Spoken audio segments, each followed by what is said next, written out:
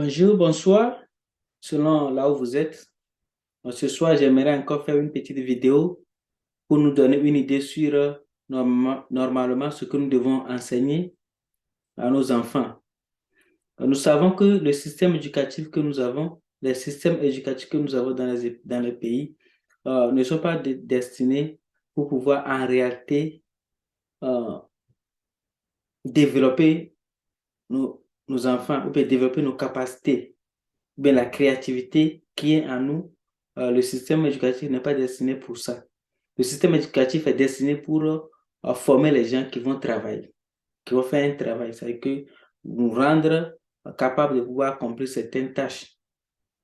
Mais ça nous éloigne en réalité des potentiels, des capacités que nous avons.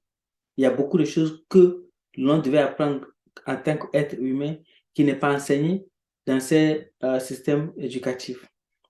Donc, nous, en tant que parents, nous pouvons compléter ça avec nos enfants en leur montrant de nos façons à la maison ou bien en leur donnant la chance d'apprendre ce que normalement ils doivent apprendre.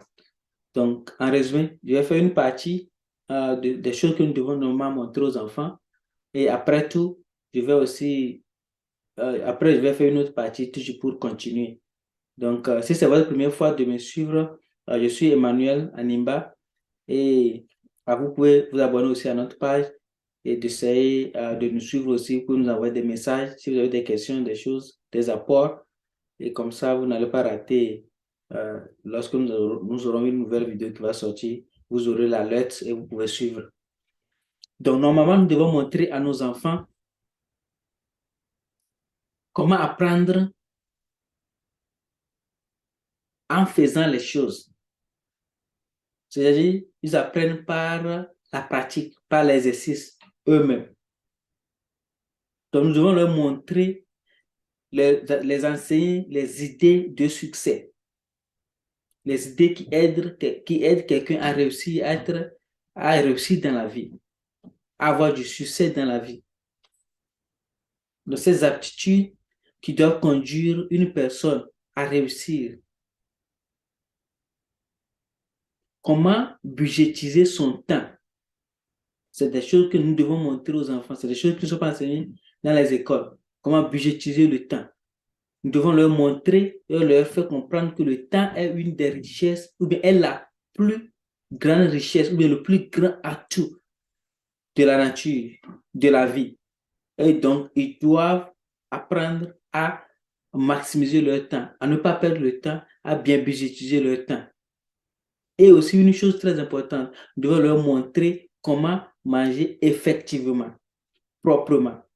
Manger de façon à ce que l'organisme puisse avoir tout dont il a besoin, que l'organisme soit en bonne santé, que l'organisme soit en cohésion, bien l'esprit soit en cohésion avec l'organisme lorsque nous mangeons. Parce que il y a des habitudes de manger que les gens ont développées, qui constituent leur problème principal, qui leur cause des troubles de santé, des troubles d'esprit.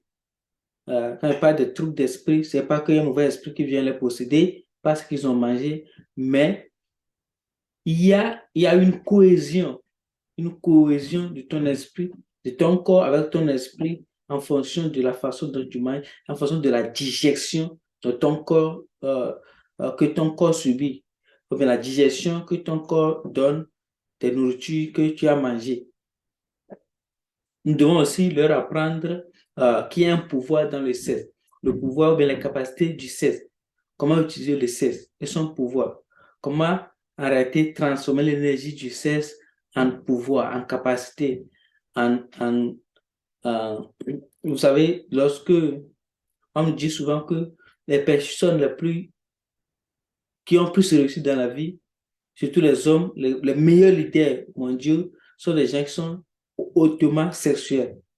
Mais c'est les gens qui ont pu maîtriser le désir sexuel, vont utiliser cette énergie-là en d'autres choses. Ouais. Et aussi, nous pouvons aussi leur montrer qu'il y a la nature de l'impossibilité. C'est-à-dire quoi? Cette capacité de pouvoir faire tout ce qu'ils veulent. Et quand je dis ça, je veux mettre une précision. Quand je dis ce qu'il veut, c'est que quoi? En réalité, Dieu, euh, je ne vais pas aller d'un côté religieux, mais je sais quand même que chacun sait qu'il y a un Dieu. Ou même ceux qui ne reconnaissent pas qu'il y a un Dieu, quand même, chacun reconnaît qu'il y a un être supérieur. Et donc, nous avons été créés à l'image de cet être supérieur, à ce Dieu qui peut faire tout, au fait, et qui nous a donné cette capacité. Et vous allez voir que chez les chrétiens, par exemple, Jésus-Christ a dit que lorsque nous avons une foi, une confiance qui a atteint un certain niveau, on peut ordonner aux montagnes de se déplacer. Voilà ce que notre pensée est à mesure de faire. Seulement que nous n'avons jamais appris comment utiliser cette pensée. Donc, nous pouvons leur montrer cette nature de l'impossibilité, c'est-à-dire que la capacité de faire tout ce que l'on pense que c'est impossible. Donc, voilà, c'est ce que je voulais partager avec nous. Merci de l'avoir suivi. La prochaine fois, je vais faire une autre partie. Sinon, il y a beaucoup de choses que nous pouvons montrer, mais nous ne pouvons pas faire ça en une seule vidéo. On aimerait limiter les vidéos. Merci encore pour votre temps et puis bonne soirée ou bien bonne journée chez vous.